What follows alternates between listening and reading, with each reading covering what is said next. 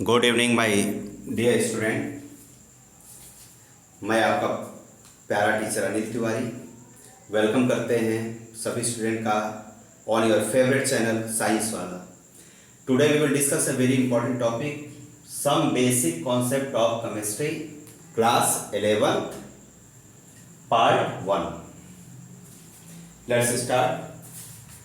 देखिए बेटा, जो हमारा जो टॉपिक है केमिस्ट्री का, ये फर्स्ट चैप्टर है क्लास 11 के लिए। और इसमें जो हम लोग जो टॉपिक बेटा डिस्कस करेंगे, सबसे पहला जो टॉपिक है वो है मोल कॉन्सेप्ट। लेकिन मोल कॉन्सेप्ट को समझने से पहले कुछ आपको बेसिक चीज़ें पता होनी चाहिए। बेसिक कॉन्सेप्ट कुछ पता होना चाहिए केमिस्ट्री का, जो आपने 9th क्लास में पढ़ा होगा या स्टार्टिंग से आप पढ़ते आ रहे हैं। क्लास 6, 7, 8 से एटम के बारे में आप पढ़ते आ रहे हैं। तो क्या है बच्चों, देखिए थोड़ा लोग एटम के बारे में पहले थोड़ा सा समझ लेते हैं। एटम होता क्या है? तो इट इज एटम, और एटम के बेटा दो पार्ट होते हैं। एक सेंट्रल पार्ट होता है जिसे हम लोग बोलते हैं न्यूक्लियर पार्ट। न्यूक्लियर पार्ट और न्यूक्लियस के जो चारों तरफ पार्ट होता है, जो खाली होता है, इसको कहा जाता है extra nuclear part. Extra nuclear part बेटा सबको पता है, इलेक्ट्रॉन रिवॉल्व्स करते रहते हैं। और जो न्यूक्लियर पार्ट होता है, न्यूक्लियर का बेटा मतलब कुछ नहीं होता है। न्यूक्लियर का मतलब एक्चुअली में होता है न्यूक्लियस, और न्यूक्लियस का बेटा मतलब होता है central part. Central part. Each and every object, दुनिया कोई भी ऑब्जेक्ट हो, सबका एक न्यूक्लियर पार्ट जरूर होता है। सबको पता होगा न्यूक्लियर पार्ट होता है। तो एटम का भी न्यूक्लियर पार्ट होता है, सेंट्रल पार्ट। सेंट्रल पार्ट बेटा होता है प्रोटॉन एंड न्यूट्रॉन। इतना सबको पता होगा बेटा। एक टर्म्स आपने और सुना होगा, एटॉमिक मास। देखिए एटॉमिक मास का मतलब क्या होता है? एटॉमिक मास, अब बेटा एक हम लोग बोलते हैं मास नंबर। देखिए दोनों का मीनिंग बेटा ये होता है, मास नंबर का मतलब होता है number of proton plus number of neutron. लेकिन यहां पर क्या है, मास वर्ड यूज हो रहा है। तो मास का मतलब बेटा ये होता है, एक्चुअली हम बोलते हैं इसको एटॉमिक मास नंबर। इसका मतलब क्या हुआ, प्रोटॉन का जो मास होता है कितना होता है बच्चों, सबको पता होगा। प्रोटॉन का, देखिए इसमें भी हम प्रोटॉन का ही ऐड करते हैं, लेकिन प्रोटॉन प्लस न्यूट्रॉन होता है। लेकिन क्या होता है, नंबर नहीं होता। नंबर अगर आप ऐड करोगे तो मास नंबर आंसर आएगा, लेकिन अगर उसका मास अगर आप ऐड करेंगे तो एटॉमिक मास नंबर आएगा। जैसे फॉर एग्जांपल प्रोटॉन का मास होता है बच्चों 1U, प्लस न्यूट्रॉन का भी नियर अबाउट इक्वल होता है, ये हो जाएगा बेटा 1U। तो हमारा जो आंसर आ रहा है 2U। It is called as atomic mass number. And इसको हमने अगर इसे मान लेते हैं, लेट कर लेते हैं, जैसे प्रोटॉन है मान लीजिए 1 और न्यूट्रॉन मान लीजिए है 2, तो आंसर कितना आया 3। तो this 3 is called as mass number. लेकिन अगर मान लीजिए कि प्रोटॉन है 1 और न्यूट्रॉन है 2, तो आंसर हमारा कितना आया 3U। U को बेटा हम लोग बोलते हैं यूनिफाइड, या इसको आप AMU भी कर सकते हैं, एटॉमिक मास यूनिट। इसको बोलते हैं यूनिफाइड मास। दोनों बेटा सेम होता है, कोई डिफरेंस नहीं। जो आप चाहो लिख सकते हो, U लिख सकते हैं, AMU लिख सकते हैं। हमें जहां तक लगता है कि साइंटिस्ट भी मॉडर्न होते जा रहे हैं, केमिस्ट भी। जैसे आप पहले पापा कहते थे, अब पॉप्स कहते हैं। तो पहले बोला जाता था AMU, अब बोला जाता है क्या, U कहा जाता है, शॉर्टकट में बोला जाता है। ये इसका रीजन हो सकता है, बाकी दोनों सेम होता है। ओके, तो इतनी बातें आपको क्लियर हो गई होगी। चलिए नेक्स्ट टॉपिक हम लोग आगे डिस्कस करते हैं।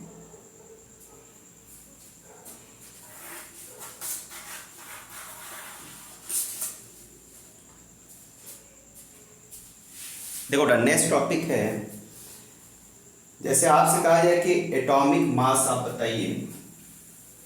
एटॉमिक मास, देखिए एटॉमिक मास दो तरीके से हम लोग कैलकुलेट करते हैं। जैसे बेटा लिखा हो कि एटॉमिक मास ऑफ हाइड्रोजन, मान लीजिए लिखा हो 1 U। अब बेटा एक होता है ग्राम एटॉमिक मास, जैसे मान लिखा हो gram atomic mass of hydrogen is equal to 1 gram. सबको पता है हाइड्रोजन का मास 1 U होता है, ऐसे लिखते हैं हम लोग हाइड्रोजन 1 और 1 लिखा जाता है। तो इसका मीनिंग एक्चुअली में क्या होता है, 1 U होता है, या आप लिख सकते हैं 1 AMU, दोनों सेम है। चाहे 1 U लिखिए चाहे 1 AMU लिखिए, बात तो सेम है। तो दोनों में डिफरेंस क्या होता है, इसको जरा आपको बहुत ध्यान से समझिएगा। जब बेटा लिखा हो atomic mass of hydrogen 1 U, इसका मतलब होता है मास ऑफ 1 हाइड्रोजन एटम। एक एटम का अगर मास आपको कैलकुलेट करना हो तो वो 1 U होगा। और ऐसे लिखा हो gram atomic mass of hydrogen, ये होता है 1 ग्राम, यहाँ तो U है, ये तो ग्राम लिखा है। तो इसका बेटा मीनिंग होता है, मैं इसको नीचे लिख देता हूँ, यहाँ जो लिखा है 1 ग्राम, ये इसका बेटा मतलब हुआ मास ऑफ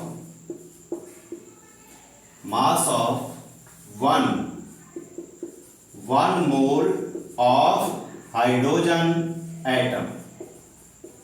इसका मतलब हुआ कि 1 gram is equal to mass of 1 mole का मीनिंग सब लोग पता होगा, क्लास 9 में आपने पढ़ा होगा। 1 मोल का मतलब होता है 6.022 इंटू 10⁻23। वैसे एक्यूरेट जो वैल्यू होती है वो होती है 6.02323 होता है इंटू 10⁻23।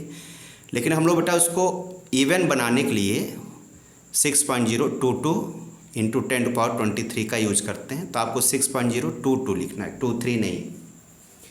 तो mass of 6.022 into 10⁻23 hydrogen atoms. अगर आपसे कहा जाए कि एक एटम का मास बताइए तो कितना होगा बच्चों, तो इसमें हो जाएगा, देखिए ध्यान समझिएगा, mass of 1 hydrogen atoms is equal to कितना हो जाएगा, इतने हाइड्रोजन एटम का मास 1 ग्राम है, इस 1 ग्राम को इधर लिख लेते हैं, इज इक्वल टू 1 ग्राम, कोई दिक्कत, सेम है। तो एक एटम को जब निकालेंगे मास तो कितना होगा, 1/6.022 इंटू 10⁻23, इतना ग्राम आएगा। अब इसको आप सॉल्व कर लीजिए, जो भी आंसर आएगा वो हाइड्रोजन के एक एटम का मास होगा। आई होप आपको समझ में आ गया होगा कि U और ग्राम में क्या डिफरेंस होता है। तो जहां भी बेटा हम लोग ग्राम वर्ड यूज करेंगे, एक्चुअली में वो 1 मोल एटम का मास होता है, और U जो होता है वो एक एटम का मास होता है। ओके, अब इस पे जरा मैं एक छोटा सा क्वेश्चन सॉल्व करा दूं कि आपको समझ में आ जाए। जैसे बेटा आपसे कहा जाए कि find out mass of 1 atom of carbon. Carbon के एक एटम का मास आपको बताना है, मास ऑफ 1 एटम ऑफ कार्बन। कैसे सॉल्व होगा, अभी हमने इसके पहले कॉन्सेप्ट पढ़ा। देखिए ग्राम एटॉमिक मास ऑफ कार्बन कितना होता है बच्चों, 12 ग्राम। सबको पता है कार्बन कैसे लिखा जाता है, 6 और 12, तो ये होता है क्या, मास। तो अगर हम लोग बेटा ग्राम लिखे, इसका मतलब कितने कार्बन होंगे? इसका मतलब हुआ कि mass of 1 mole carbon atoms is equal to कितना होगा बच्चों? 12 gram. Therefore mass of 1 carbon atom is equal to 12 gram. 12 अपान 1 मोल का मतलब क्या होता है? सबको पता है। कितना होगा बच्चों? इसका मतलब हुआ 6.0। मैं थोड़ा इसको लिख देता हूँ अच्छे से कि आपको समझ में आए। Mass of 6.022 into 10 to the power 23 carbon atoms का मास कितना हो जाएगा? 12 ग्राम। देयरफॉर 1 मास ऑफ 1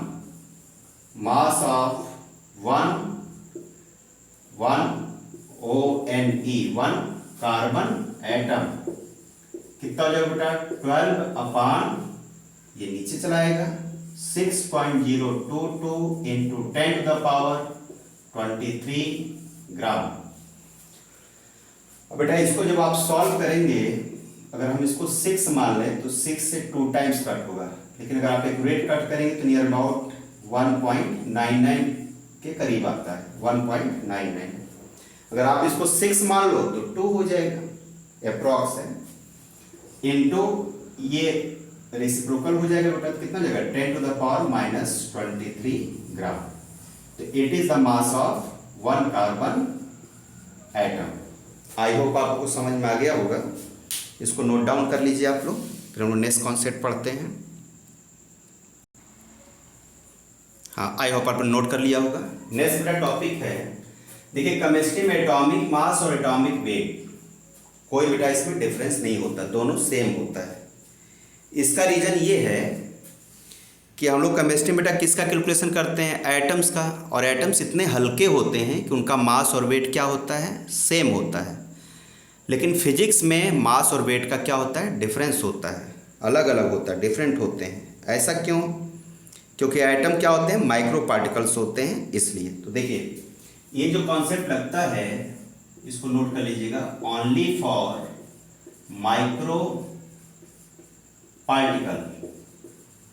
तो माइक्रो पार्टिकल से क्या मतलब होता है? एटम। तो एटम के तो दोनों सेम है। जैसे मान लीजिए सपोज दैट, जैसे हम लोग कार्बन का एग्जांपल लेते हैं, फॉर एग्जांपल कार्बन।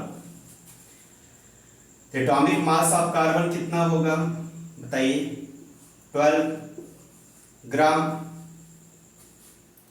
मतलब ग्राम एटॉमिक मास।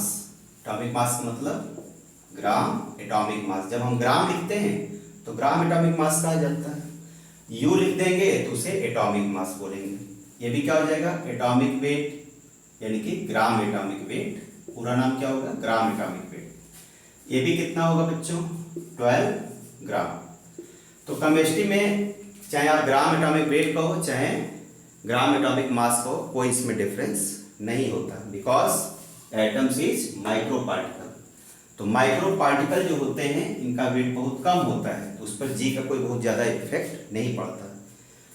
लेकिन अगर फिजिक्स की बात की जाए, बट इन फिजिक्स अगर मास मान लीजिए दिया हुआ है 5 kg, तो वेट 5 kg नहीं होगा। वेट बराबर बेटा होता है m इंटू जी। तो कितना आंसर आ जाएगा वेट? तो वेट बेटा हो जाएगा m है 5 kg इंटू जी की वैल्यू कितनी होती है? 9.8। चलिए मैं उसको 10 मान लेता हूँ, तो बेटा आ गया ये 50 न्यूटन। तो कहने मतलब ये कि फिजिक्स में अलग होता है। और ये किस लिए बेटा यूज होता है? ये बच्चों यूज होता है for micro particle. Micro particle मतलब जो लार्ज पार्टिकल हैं, बड़े हैं, ह्यूज हैं, लार्ज पार्टिकल। जैसे मान लीजिए कि ये पेन है, तो पेन के लिए लगेगा ये कॉन्सेप्ट। कॉपी हो गया, बुक हो गया, हम हो गए, आप हो गए, इन सब के लिए क्या लगेगा? ये कॉन्सेप्ट। लेकिन केमिस्ट्री में क्या होता है? एटम बहुत ही क्या होते हैं? लाइट होते हैं। लाइटेस्ट होते हैं। तो लाइटेस्ट के बच्चों क्या लगता है, माइक्रो पार्टिकल, इसलिए कॉन्सेप्ट दोनों क्या होता है, सेम। तो कहीं भी अगर आपका एटॉमिक मास लिखा हो चाहे एटॉमिक वेट लिखा हो, उसमें कोई डिफरेंस नहीं होगा। इसको नोट डाउन कहीं कर लीजिए। हाँ बच्चों देखिए, मैंने आपके लिए एक क्वेश्चन लिखा हुआ है बोर्ड पे, इसको सॉल्व करते हैं। What is the mass of one carbon atom and what is the mass of one water molecule. तो अभी हमने पीछे डिस्कस किया था कि वन कार्बन एटम का मास निकालना है। तो अभी हमने डिस्कस क्या किया था, अभी हमने डिस्कस किया था कि कार्बन का जो 12 ग्राम मास होगा वो कितने का मास होगा, 1 मोल का, यानी कि mass of 6.022 into 10⁻23 carbon atoms. बहुत ध्यान समझिएगा, इसमें मैं आपको कॉन्सेप्ट बता रहा हूं। इज इक्वल 12 ग्राम। तो बताइए मास of 1 carbon atom, 1 carbon atom, क्या बेटा फार्मूला बन रहा है, 12 ग्राम डिवाइडेड बाई, या 12 is divided by 6.022 into 10⁻23 gram.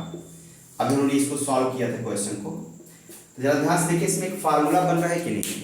Formula क्या बन रहा है बच्चों, कभी अगर आपको 1 एटम का मास निकालना हो, किसी का भी, कार्बन का, ऑक्सीजन का, नाइट्रोजन, किसी का अगर क्या दिया हो 1 कार्बन एटम, तो क्या फार्मूला बन गया, ऊपर देखिए 12 है, नीचे क्या है, मोल है। इसको बेटा बोलते हैं एवोगैड्रो नंबर। क्या बोला जाता है, एवोगैड्रोस नंबर। शॉर्टकट में लिखते हैं Na, या बेटा लिखा जाता है N0। तो इसे हम फार्मूला क्या बना सकते हैं, अगर एटम दिया है तो ऊपर क्या रहता है, हमारा फार्मूला बेटा बन गया कि मास ऑफ 1 एटम, कोई भी एटम हो, इज इक्वल टू, उसका क्या रखना ऊपर, ग्राम एटॉमिक मास। ग्राम एटॉमिक मास मतलब मास, ग्राम एटॉमिक मास का मतलब होता है मास ऑफ 1 मोल एटम। तो मास ऑफ 1 एटम क्या कैसे लिखे बेटो, यानी देना ग्राम atomic mass divided by Avogadro number. Avogadro number यानी कि Na, एवोगैड्रो नंबर। Na का मतलब हो गया Avogadro's number. It is our formula. इससे आप कोई भी क्वेश्चन सॉल्व कर सकते हैं। एवोगैड्रो नंबर रख के, सॉरी ग्राम एटॉमिक मास रख करके उससे डिवाइड कर दीजिएगा Na से। आई होप आपको समझ में आ गया होगा। तो देखिए एटम का तो ये बन गया ग्राम एटॉमिक मास। अब से हमारी हमें वाटर का निकालना हो, तो चलिए अब वाटर देखो बेटा फार्मूला क्या होता है, तो H2O। पहले इसका मास निकाल लेते हैं। तो H का मास कितना होता है, सबको पता है, H का मास 1 ये 1 होता है, तो लिख दीजिए 1 प्लस O का बताइए 8 और 16 कितना होता है, 16 हाइड्रोजन कितने हैं, 2 है ना। ऐसा करते हैं कि 1 प्लस 1 कर लीजिए, 2 हाइड्रोजन का 1 प्लस 1 प्लस ऑक्सीजन कितना हो गया 16, मतलब बेटा कितना हो गया 18, क्या लिखना है ग्राम। ध्यान दीजिएगा क्या लिखना है बेटा, ग्राम। ग्राम लिख देंगे तो 1 मोल का होगा, यू लिख देंगे तो 1 मॉलिक्यूल का होगा। तो देखिए हम लोग निकालिए क्या इसमें 1 मोल का मास ये आ रहा है। अब ध्यान सुनना हमारी बात, mass of 6.022 into 10⁻23 H2O molecule is equal to कितना आ रहा है बच्चों, 18 ग्राम। आई होप सबको समझ में आ रहा होगा। जो ग्राम होता है वो 1 मोल का होता है। अब इसे एक मॉलिक्यूल का मास निकाल सकते हैं, तो क्या बन जाएगा, मैं यहां लिख देता हूं।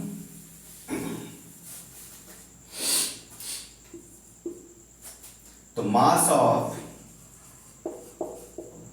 1 H2O molecule is equal to क्या होगा बच्चों, सोच के बताइए, 18 डिवाइडेड बाई 6.022 इंटू 10⁻23 ग्राम। अब जरा ध्यान से देखिए, मॉलिक्यूल्स के लिए भी हमने फार्मूला बना लिया, वाटर मॉलिक्यूल। क्या फार्मूला बन गया, फार्मूला हमारा ये बन गया कि मास ऑफ, जब भी मॉलिक्यूल का पूछा जाए तो सेम होता है।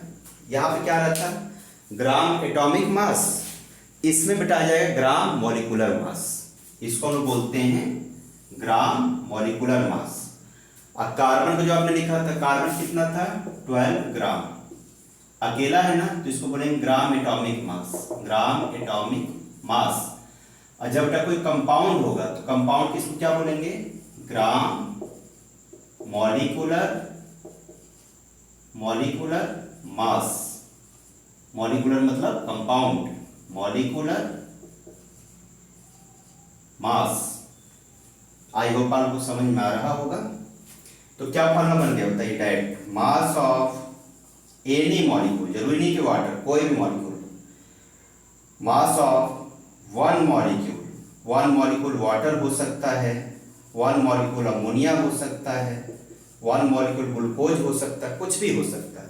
तो क्या करना बेटा, उसका ग्राम मॉलिक्यूलर मास ले लीजिएगा, यानी कि gram molecular mass divided by Na।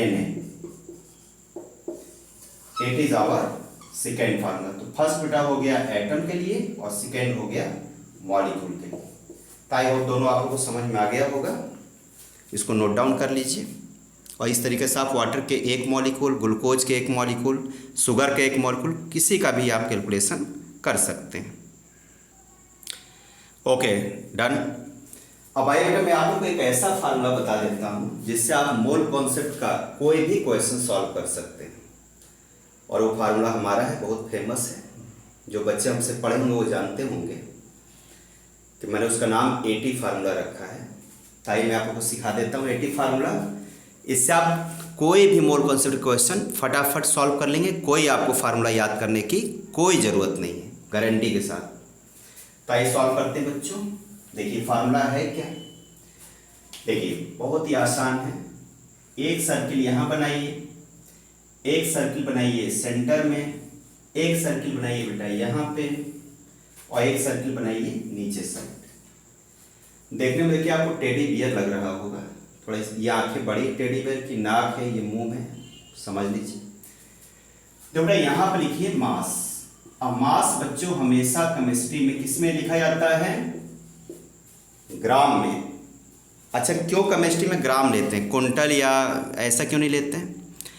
तो सबको पता है कि केमिस्ट्री में बच्चों हम लोग लैब में टेस्ट ट्यूब में एक्सपेरिमेंट करते हैं, और टेस्ट ट्यूब की कैपेसिटी आपको पता है, उसमें 5 किलो 6 किलो 6 किलो ऐसे नहीं अट पाएगा। अगर 6 किलो 10 किलो हटाना है तो हम लोग को ड्रम ले जाना पड़ेगा टाली में लाद करके रिक्शे पर। तो हम लोग वहाँ एक्सपेरिमेंट कर रहे हैं, फैक्ट्री नहीं है। फैक्ट्री में होता है कुंटल, और उसमें लैब में हम लोग सिर्फ ग्राम में हम लोग क्या करते हैं, उसको टेस्ट कर रहे हैं, इसलिए ग्राम में यूज किया जाता है। बेटा यहाँ लिख दीजिए नंबर ऑफ मोल्स। अच्छा, इसका हमने नाम रखा है एटी फार्मूला। मैं इसको हटा देता हूँ, थोड़ा हमारा नाम भी होना चाहिए, बड़ी मेहनत किया है इसको फार्मूले को बनाने में। तो लिखिए eighty formula, Anil Tiwari formula. आइए चेक करते हैं। यहाँ बच्चों लिखिए वॉल्यूम। वॉल्यूम बेटा केमिस्ट्री में वॉल्यूम हमेशा किस में होता है, लीटर में होता है, लीटर में। और ये कॉमन वॉल्यूम नहीं है, ध्यान रखिएगा, ये गैस का वॉल्यूम है। गैस का वॉल्यूम अलग होता है। जैसे आपने एक बाल्टी पानी ले ली तो अलग होगा। अब उस एक बाल्टी पानी को अगर बॉयल करो तो गैस बन के उड़ेगा, तो जो गैस में बेटा कन्वर्ट हो गया उसकी वॉल्यूम कहा जाता है इसको, गैस का वॉल्यूम। तो वॉल्यूम इन लीटर एट उसको बेटा लिखा जाता है STP। STP का मतलब होता है standard temperature and pressure, standard temperature and pressure. और ये बेटा सिर्फ किसके लिए यूज किया जाता है? Only for gaseous substances, only for gaseous substances. इसका मतलब हुआ या तो वो पहले से गैस हो या हीट करने पर वो गैस बन जाए। जैसे फॉर एग्जांपल यहाँ मैं लिख रहा हूँ, ध्यान समझिएगा, जैसे H2, N2, O2 gas, ammonia gas, जितने आपकी इनर्ट गैसेस हैं, और बेटा इसमें वाटर भी आएगा। ध्यान दीजिएगा, वाटर क्यों आएगा बच्चों? क्योंकि ये हीट करने पर लिक्विड से वेपर बन जाता है, इसलिए बेटा इसको हम बोलते हैं एसटीपी पे इसको कैलकुलेशन किया जा सकता है, लेकिन हमको क्या करना पड़ेगा? वाटर को पहले वाटर वेपर में कन्वर्ट करना पड़ेगा, वाटर वेपर बनाना पड़ेगा। इसलिए वाटर बेटा हम क्या बोलते हैं? Volatile liquid. इसी तरह आप कैम्फर भी ले सकते हैं, कैम्फर को हीट करो या अमोनियम क्लोराइड को भी गैस बन जाता है, तो उसको बेटा बोलेंगे वोलाटाइल सॉलिड, मतलब कि the substances which converted into vapour on heating are called as volatile. अगर सॉलिड होगा जैसे अमोनियम क्लोराइड है तो उसको बोलेंगे वोलाटाइल सॉलिड, अगर लिक्विड होगा तो क्या बोलेंगे? Volatile liquid. तो वाटर क्या हो गया बच्चों? वाटर हमारा हो गया वोलाटाइल लिक्विड, बिकॉज ये वेपर में कन्वर्ट हो सकता है इसलिए। ओके, तो वाटर क्या बोलेंगे? Volatile liquid.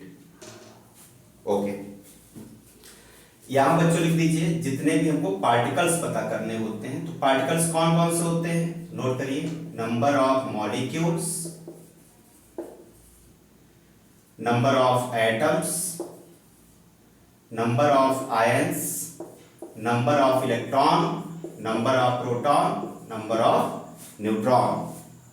पार्टिकल मतलब क्या हुआ? Number of molecules, number of atoms, number of ions, number of electron, proton and neutron. तो फर्स्ट कॉलम में क्या लिखा हमने?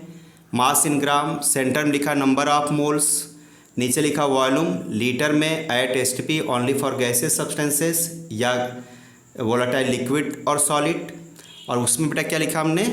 Number of molecules, atom, ions, electron, proton, neutron, जिसे हम लोग सबको मिला के बोलते हैं पार्टिकल्स। इन सबको क्या बोलेंगे? पार्टिकल्स। ओके, अब देखिए अगर आपको मास दिया है ग्राम में और आपको मोल्स पता करना हो, ध्यान समझना बेटा, सेंटर में जब भी आओगे, कहीं से भी सेंटर में अगर आप आ रहे हैं, जैसे मान लो इलाहाबाद का ये बस अड्डा है, अगर आप बस अड्डे पहुंच जाओ ना तो हर जगह की बस आपको मिल जाती है। मान लीजिए म्योराबाद है, बेली वाला, अगर आपको बेली से जाना सिविल लाइन, कहीं भी सिविल लाइन से आओ, चाहे यहाँ से यहाँ सिविल लाइन आओ, चाहे इधर से इधर आओ सिविल लाइन, ये मान लो बेली है, ये मान लो हाई कोर्ट है, ये मान लो नैनी वाला क्षेत्र है, झूसी है, नैनी है, कुछ भी मान लीजिए। मान लो आपको बेली से जाना सिविल लाइन बस अड्डे, तो क्या करेंगे बच्चों? जब भी बस अड्डा आओगे, बस अड्डे कहीं से भी, तो आपको हमेशा डिवाइड करना है। क्या करना है? डिवाइड।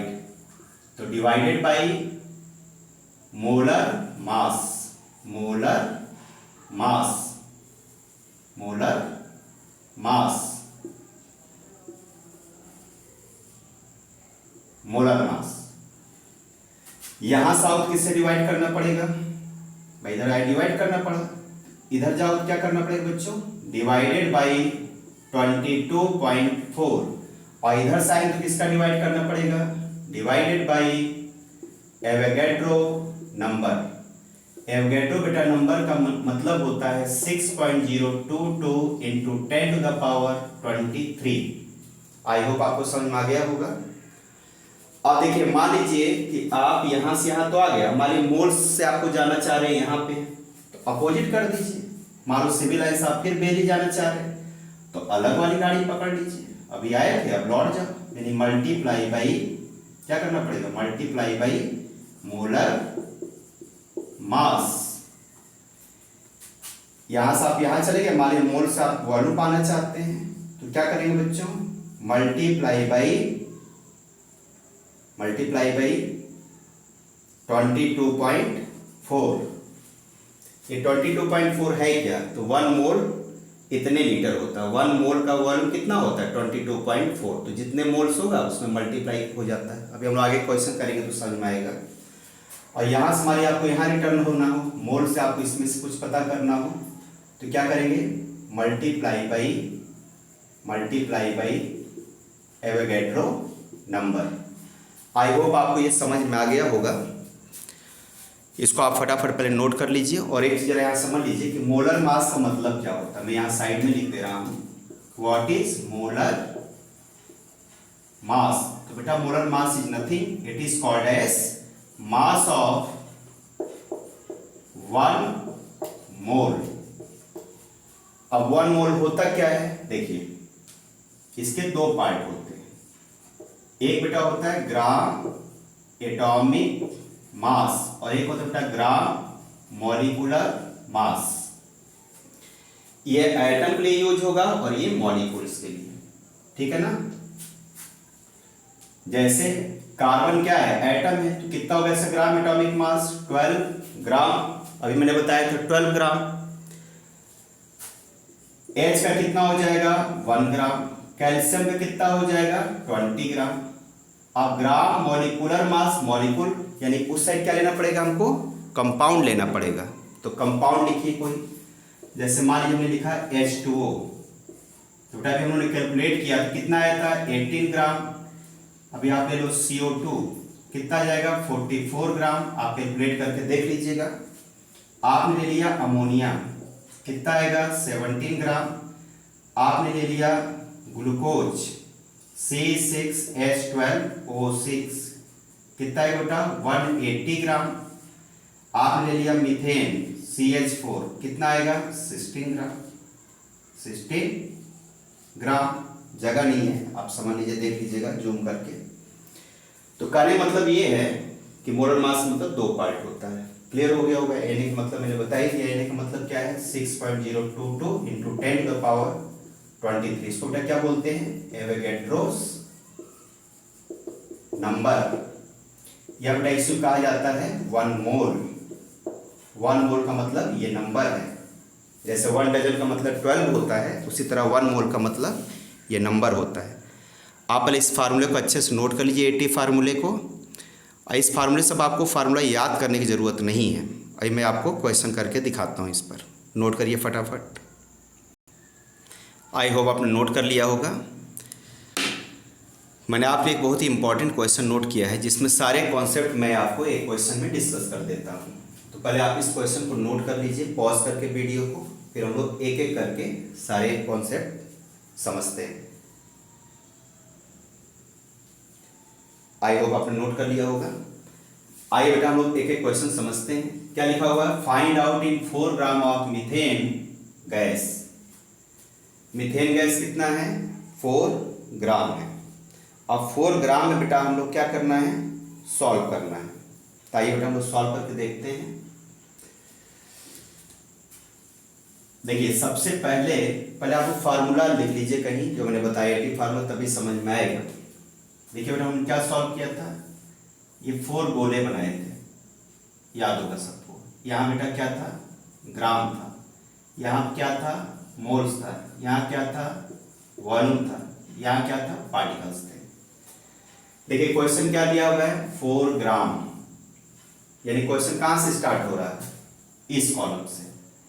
कहाँ जाना है, मोल्स। मोल्स कहाँ पर है, ये। अब बताइए बेटा ग्राम से मोल्स तक आने में क्या फार्मूला हमने बताया, मोल ग्राम से मोल तक आने में क्या बताया था कि ग्राम को आपको क्या करना बच्चों, डिवाइड करना है। डिवाइड करना ना, किससे, ग्राम, ये कंपाउंड है। मीथेन कैसे होता है, मीथेन का फार्मूला होता है CH4, कंपाउंड है, तो ग्राम मॉलिक्यूलर मास। अगर आप डिवाइड कर दो तो मोल पे पहुंच जाओगे। तो आइए बेटा फर्स्ट पहले सॉल्व करते हैं। तो सबसे पहले आपको ग्राम मॉलिक्यूलर मास चाहिए, पहले ग्राम मॉलिक्यूलर मास हम लोग कैलकुलेट करते हैं। चलिए यहाँ सॉल्व करते हैं। मोलर मास ऑफ मीथेन कितना हो जाएगा बेटा, बताइए। कार्बन का हो गया 12 प्लस हाइड्रोजन का होता है 1 इंटू कितना है 4, बेटा आंसर आएगा 16 ग्राम। तो इसका मोलर मास या ग्राम मोलिकुलर मास कितना पता चल गया, 16 ग्राम। अब फार्मूला लगा दीजिए। फर्स्ट फार्मूला क्या बनेगा बताइए, mass in gram divided by molar mass is equal to number of moles. देख लीजिए सबको ना समझ में आ रहा हो तो, यहां बेटा क्या था, मास ग्राम में, और यहां क्या था, मोल्स। क्या बताया था हमने, डिवाइडेड बाई मोलर मास। तो mass in gram divided by molar mass कहां पहुंच गए थे, मोल्स पे। पहले आप लोग फार्मूला लिख लो पेपर को, तभी समझ पाओ बेटा, वरना लेक्चर कोई मतलब नहीं। पहले लिख के कहीं रख लो, तब आगे देखिए वीडियो आप लोग। बताइए मास इन ग्राम कितना गिवन है, 4 ग्राम। यहां नोट करिए 4 ग्राम डिवाइडेड बाई मोलर मास बेटा कितना है, 16 ग्राम। ग्राम ग्राम कैंसल, कितना आ गया, 1/4 मोल्स CH4। यानी पहले का आंसर हो गया कि 1/4 मोल्स CH4। ओके, ठीक है। इसको हम लोग और कैलकुलेट कर सकते हैं, इसको कट कर दीजिए, कितना आ जाएगा बच्चों बताइए, 0.25 मोल्स CH4। ये आ गया आंसर फर्स्ट का। इसका आंसर आ गया 0.25 मोल्स। ओके, नोट कर लीजिए 0.25 मोल CH4, ये चला है आंसर। अब सेकेंड बेटा हमको पता करना है मॉलिक्यूल। तो देखिए अब फार्मूला हमने क्या बताया था, देखिए बोर्ड हमारा है छोटा, इसलिए हमको बेटा बार बार रफ करना पड़ेगा। अब बताइए आप लोग फार्मूला देखिए और बताइए, उसमें हम लोग यहां तक पहुंच गए। यहां था ग्राम, यहां था मोल्स, हमको कहां जाना बेटा, इधर क्या लिखा था, मॉलिक्यूल। तो मोल से मॉलिक्यूल कैसे जाते हैं, सबको पता है। दूर जाने के लिए क्या करना पड़ता है, इधर जाने के लिए मल्टीप्लाई करना पड़ेगा किसका, Na का। तो सेकेंड इसको पता करिए, सेकेंड का क्या बेटा आंसर होगा, number of moles into Avogadro number is equal to number of molecules. ये सेकेंड फार्मूला। देखिए आपको याद नहीं करना पड़ेगा, moles into Na is equal to molecule. Molecule लिखा है इसमें, तो मॉलिक्यूल। अच्छा ये कैसे पता करेंगे कि यहाँ पर एटम भी लिखा है, मॉलिक्यूल आयन सब लिखा हुआ ना।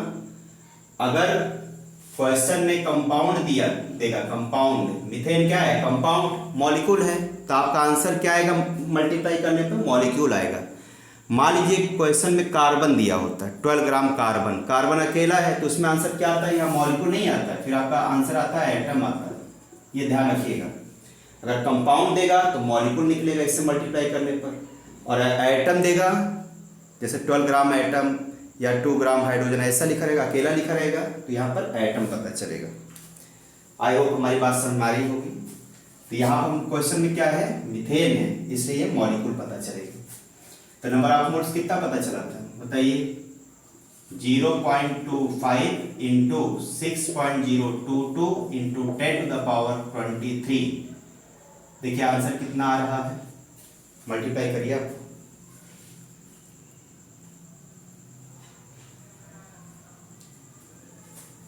यह आ जाएगा 1.5 इंटू 10⁻, चेक करिए पावर कितना हो रहा है, 23 CH4 मॉलिक्यूल्स।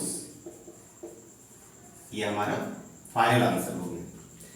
चलिए तो सेकेंड में पता चल गया, कितना पता चल गया, 1.5 इंटू 10⁻23। ठीक है, 1.5 इंटू 10⁻23।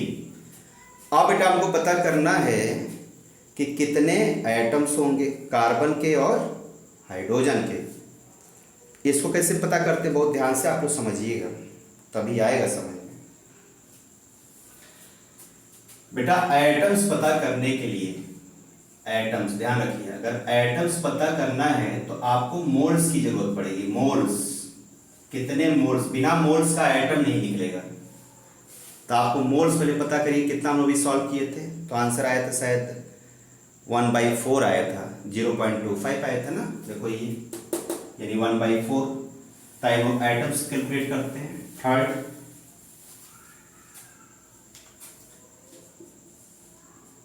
मोल्स कितना बच्चों, तो मोल्स था 1/4 या 0.25।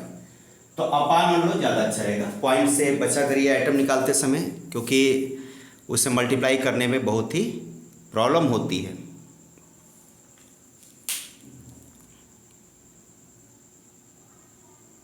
ओके, तो चलिए हम लोग कौन सा ले लेते हैं, 1/4। बेटा ये 1/4 लिख करके इस कंपाउंड को लिख दो जो भी आपको क्वेश्चन में दिया हुआ है, और इसको मल्टीप्लाई करिए। तो बताइए 1/4 का मल्टीप्लाई करेंगे, इसके दो पार्ट बना लीजिए ऐसे। तो 1/4 इंटू सी बेटा कितना हो गया, 1/4c, और इसको मल्टीप्लाई करिए तो 1/4 इंटू 4 कितना हो जाएगा, 1/4 इंटू 4h, यानी ये कट गया तो आंसर आया 1h, और ये बेटा कितना आ रहा, 1/4c। अब बहुत ध्यान समझना, जो बेटा 1/4 लिखा है कोफिशिएंट, जो कोफिशिएंट लिखा है इसमें 1/4 लिखा है और उसमें लिखा है 1h। तो जो कोफिशिएंट लिखा हुआ है वो मोल होता है। तो इसको एक्चुअली क्या बोलेंगे बच्चों, it is called as 1/4 mole of carbon atoms. और इसको बेटा रीड क्या करेंगे, 1 मोल ऑफ हाइड्रोजन एटम्स। बताइए 1/4 इंटू, मोल का मतलब क्या बताया था हमने, मोल का मतलब था 6.022 इंटू 10⁻23। इसकी बेटा वैल्यू यहां पर रख दीजिए मोल की जगह पे, तो आंसर हो जाएगा 6.022 इंटू 10⁻23। अब इसको आप सॉल्व कर लीजिए, कितना आंसर आएगा, कट उठ करके देख लीजिए, फाइनल आंसर कितना आना चाहिए बताइए। यह आएगा 1.5 इंटू 10⁻23, 1.5 इंटू 10⁻23 कार्बन एटम्स। आई होप आपको समझ में आ गया होगा। और हाइड्रोजन देखिए बहुत ही आसान है, इसको पहले नोट कर लीजिए आप लोग। 1/4 मोल की वैल्यू रखेंगे, कैलकुलेट करके कितना कार्बन एटम चला है। इसको मैं थोड़ा सा रफ कर देता हूं। इसको कैसे बेटा सॉल्व करेंगे, 1 मोल ऑफ हाइड्रोजन एटम तो कैसे लिखेंगे, 1 और मोल का मतलब 6.022 इंटू 10⁻23। तो आंसर बेटा हो जाएगा 6.022 इंटू 10⁻23 हाइड्रोजन एटम्स। आई होप आपको दोनों कॉन्सेप्ट समझ में आ गया होगा। कार्बन कैसे निकालना है, हाइड्रोजन कैसे निकालना है, समझ में आ गया होगा। मान इसमें मैं एक क्वेश्चन और आपको ऐड कर दे रहा हूं। जैसे मान लिया आपसे कहता, दोनों अलग तो पता चल गया, मान लिया आपसे कहा जाता कि टोटल एटम बताइए कितना है, टोटल एटम, तो दोनों को ऐड कर दीजिए। तो टोटल कैसे निकलता है, मान लिया आपसे कहा जाता है कि टोटल एटम्स मतलब total item of carbon and hydrogen. तो एक क्वेश्चन में इस लास्ट में बढ़ा लेता हूं 11 नंबर कि टोटल एटम्स, मान लो ये क्वेश्चन हो तो मैं 11 नंबर पहले सॉल्व कर दे रहा हूं, ध्यान समझिए। तो टोटल का बेटा मतलब क्या हो गया, number of carbon plus number of hydrogen atom. जितना कार्बन एटम्स है, टोटल कार्बन एटम और टोटल हाइड्रोजन एटम को ऐड कर दीजिए, तो कितना पता चला था, कार्बन कितना है तो और हाइड्रोजन कितना है। देखिए कार्बन कितना है था, आंसर चेक करिए 1.5 इंटू 10⁻23, तो 1.5 इंटू 10⁻23 प्लस ये तो 1 मोल था, तो इसका आंसर था 6.022 इंटू 10⁻23।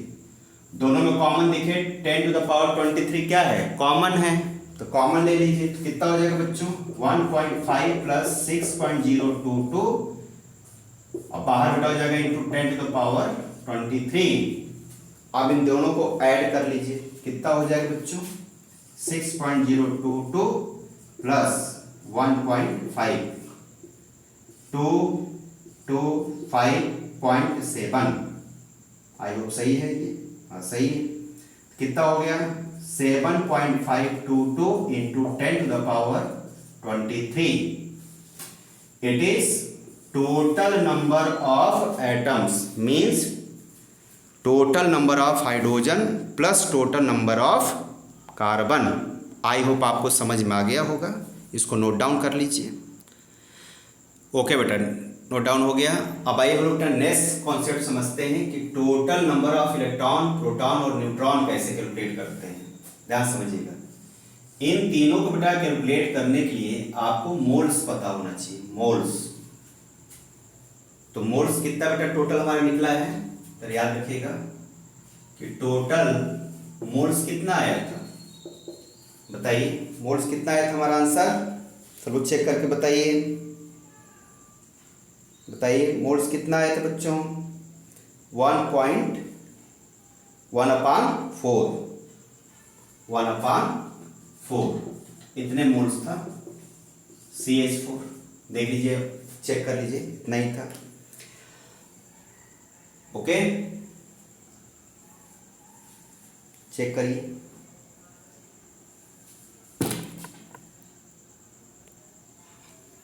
हाँ, तो कितने मोल था 1/4। अच्छा, मॉलिक्यूल्स कितना था, आप चाहो तो मॉलिक्यूल्स आसानी से निकल सकते हैं, इसको रहने दीजिए, हम लोग टोटल मॉलिक्यूल्स ले लेते हैं, ज़्यादा आसान रहेगा। मैं आपको शॉर्ट तरीका बता रहा हूँ।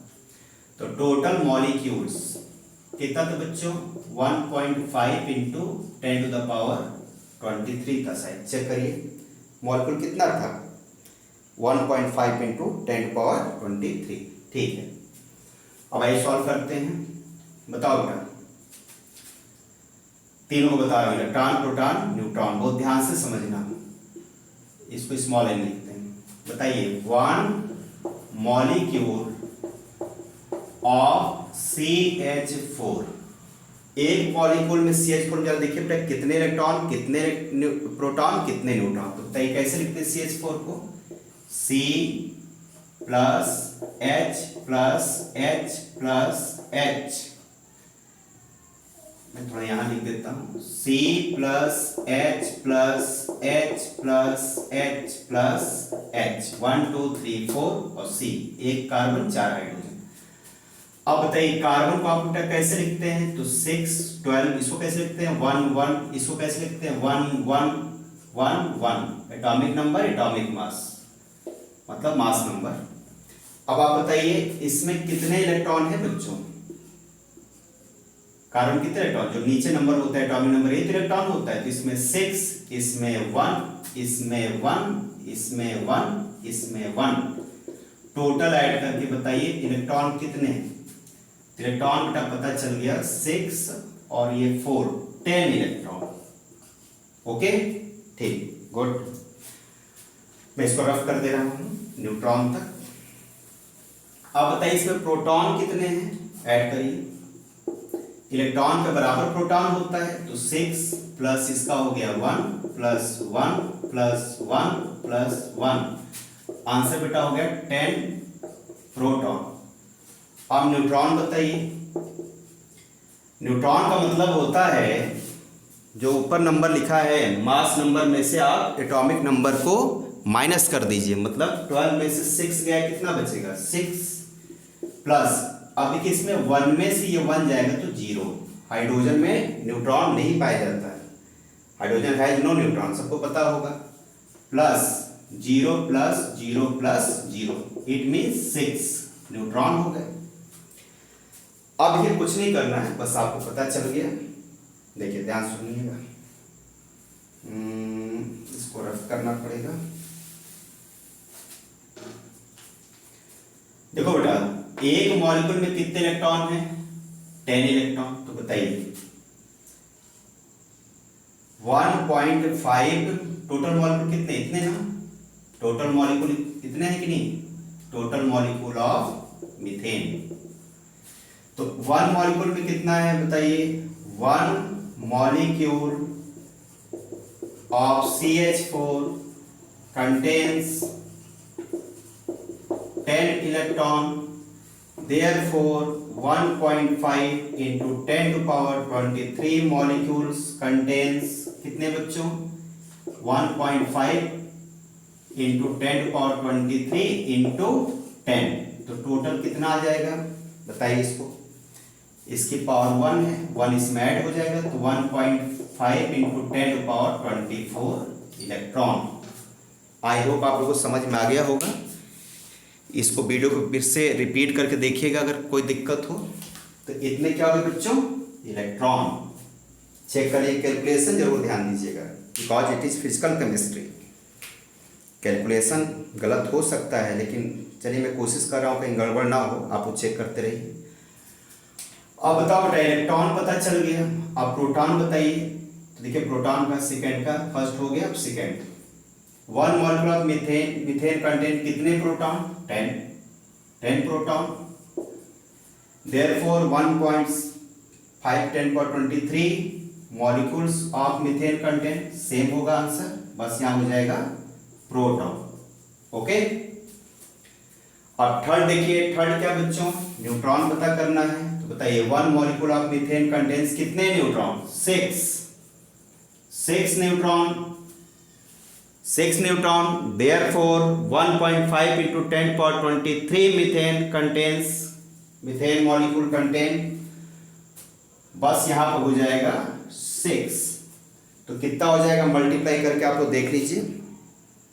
आई थिंक 1.5 into 6 करेंगे तो 9 आना चाहिए, 6 और 9, ठीक है। तो 9 into 10 to the power 23 होगा। कितना होगा बच्चों, 23 न्यूट्रॉन। कैलकुलेशन पे बहुत ध्यान दीजिएगा आप लोग, क्योंकि देखिए मैं आपको कॉन्सेप्ट सिखा रहा हूँ, कैलकुलेशन नहीं। कैलकुलेशन कहीं पावर आप लोग चेक करिए कि गलत तो ऐसा नहीं होना चाहिए, मैं ध्यान दे रहा हूँ, लेकिन एक बार कैलकुलेशन आप लोग विशेष ध्यान दिया करिए बच्चों, क्योंकि मेरा पूरा कंसंट्रेशन कॉन्सेप्ट पे है, कैलकुलेशन पर नहीं है। ओके, ठीक, इतनी बात आपको समझ में आ गई होगी। अब देखो इसमें एक कॉन्सेप्ट और इसमें मैंने लिखा था आपको कि total number of bonded electron. देखिए लास्ट कॉन्सेप्ट, बॉन्डेड इलेक्ट्रॉन और लोन पेयर, समझिए। तो बॉन्डेड इलेक्ट्रॉन कैसे निकालते हैं, बॉन्डेड इलेक्ट्रॉन बेटा इसके लिए आपको स्ट्रक्चर आना चाहिए। सबको पता है CH4 का स्ट्रक्चर ऐसे होता है। अगर नहीं पता तो मैं केमिकल बॉन्डिंग पढ़ाऊंगा, वैसे 10th में इतना आपको जानते होंगे।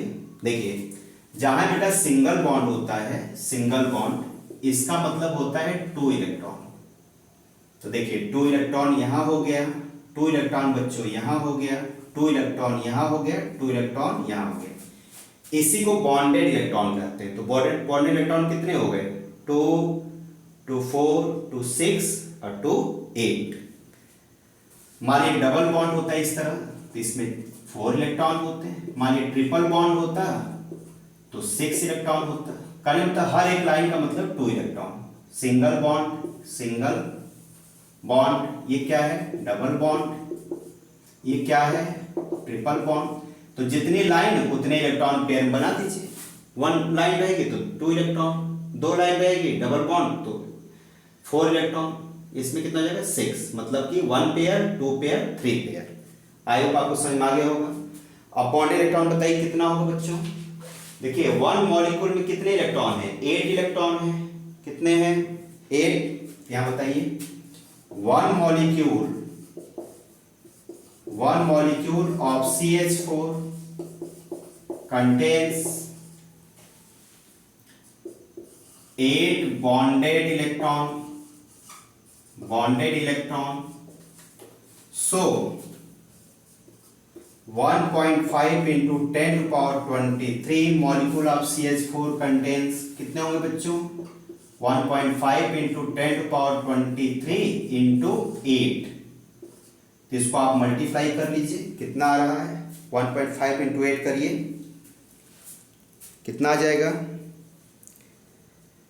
आई होप शायद 12 आना चाहिए। 12 into 10 to the power 12 into 10 to the power 23 bonded electron. अच्छे से ध्यान रखिएगा, जब भी पावर लगता है बेटा ना, तो ये आगे 2 डिजिट नहीं होना चाहिए। एक्चुअली इसका जो आंसर होना चाहिए वो ये होना चाहिए। कितना लिखा है 12 इंटू 10 पावर 23 ना, तो कहीं बेटा आए तो इस तरह मत लिखा करिए, जहां पावर होता है ना सही है लेकिन बहुत सही नहीं है। तो यहां से पॉइंट को ना इधर रख दिया करो, तो 1.2 इंटू 10 टू द पावर, और इधर बेटा जब पॉइंट चलता है तो पावर एक इंक्रीज हो जाती है, यानी 24। ये आंसर होगा, इतने bonded pair of electron. I hope आपको समझ में आ गया होगा। और एक बेटा कॉन्सेप्ट इसमें और रह गया है, मैं भी उसको बता देता हूं आप लोग को। Lone pair of electron. देखिए लोन पेयर क्या होता है, ध्यान समझिएगा। लोन पेयर बेटा मतलब ये होता है जो बचा रह जाए, बॉन्ड बनाने के बाद जो बच जाए। जैसे मान लीजिए आपके घर में 1 किलो चीनी है, उसमें आपने आधे किलो का चाय बना दिया, तो आधा किलो जो चीनी बच गया ना उसे बोलेंगे लोन पेयर, और जो बन गया आधा किलो गायब हो गया चाय में चला गया उसे बोलते हैं बॉन्ड पेयर। तो देखिए इसमें देखिए कितने इलेक्ट्रॉन बचा, ताई चेक कर लेते हैं। बताइए कार्बन एटॉमिक नंबर कितना होता है 6, और हाइड्रोजन बेटा कितना होता है 1। इसका इलेक्ट्रॉनिक कन्फिग्रेशन 2 4, इसका क्या होगा 1। देखो ना हमेशा जब भी बॉन्डिंग बनता है लास्ट वाले इलेक्ट्रॉन से बनता है, इससे। तो बताइए 4 में से ये जो देख रहे हैं आप ना, तो जो लाइन बना इसमें से ये इलेक्ट्रॉन कार्बन का, मैं इसको क्रॉस से बना देता हूं, ये कार्बन का है और ये हाइड्रोजन का है। ये किसका है कार्बन का है, और ये किसका है हाइड्रोजन का है। ये किसका है कार्बन का और ये किसका हाइड्रोजन का। ये किसका है कार्बन का और ये किसका हाइड्रोजन का। मतलब जो इलेक्ट्रॉन यूज होता है वो अलग अलग यूज होता है, एक कार्बन का होगा तो एक हाइड्रोजन का, इस तरीके से होता है। ओके बेटा, अलग अलग होगा। ठीक, आई होप आपको समझ गए होंगे। बॉन्डिंग में आपको अच्छे से पढ़ाऊंगा पूरा चैप्टर। तो आप बताइए इसमें से 4 में से कितने यूज हो गए, कार्बन के तो 4 पूरे यूज हो गए, एक भी नहीं बचा है, इससे मतलब नहीं होता लास्ट वाले से। अब हाइड्रोजन देखिए, हाइड्रोजन के पास कितना था 1, इसने 1 दे दिया, इसका भी कुछ नहीं बचा। यानी कहने मतलब लोन पेयर ऑफ इलेक्ट्रॉन कितना है 0 है। तो लोन पेयर ऑफ इलेक्ट्रॉन क्या आंसर होगा बेटा 0। इसको सॉल्व आप ऐसे कर सकते हैं कि one molecule of CH4 contains lone pair 0, therefore 1.5 into 10 to the power 23 CH4 molecules contains कितना हो जाएगा बताइए 1.5 into 10 to power 23 into 0 is equal to आपका आंसर आएगा 0। यानी कि लोन पेयर इसमें नहीं होता। आई होप आपको ये वीडियो बहुत अच्छे समझ में आ गई होगी। मैंने काफ़ी मेहनत करके आपको समझाने की कोशिश किया है। फिर भी अगर इसमें कोई बातें न समझ में आई हो तो आप हमें कमेंट करिएगा, और मैक्सिमम बेटा हमारे चैनल को सब्सक्राइब लाइक और शेयर करिए, और कोशिश करिए कि अपने ग्रुप में करिए, जिन बच्चों का अपने ग्रुप बनाए अपने फ्रेंड्स का, कि सबको फ़ायदा हो सके और साथ में हमारा थोड़ा चैनल भी फेमस हो पाए। तो सब्सक्राइब करिए अपने प्यारे चैनल साइंस वाला को, और हमें याद रखिएगा मैं आपका प्यारा teacher Anil Tiwari. Okay, best of luck. Part 2 देखना मत भूलिएगा। पार्ट 2 में इसके आगे कॉन्सेप्ट मोलैरिटी नॉर्मेलिटी ये सब मैं डिस्कस करूँगा। Okay, best of luck, good night.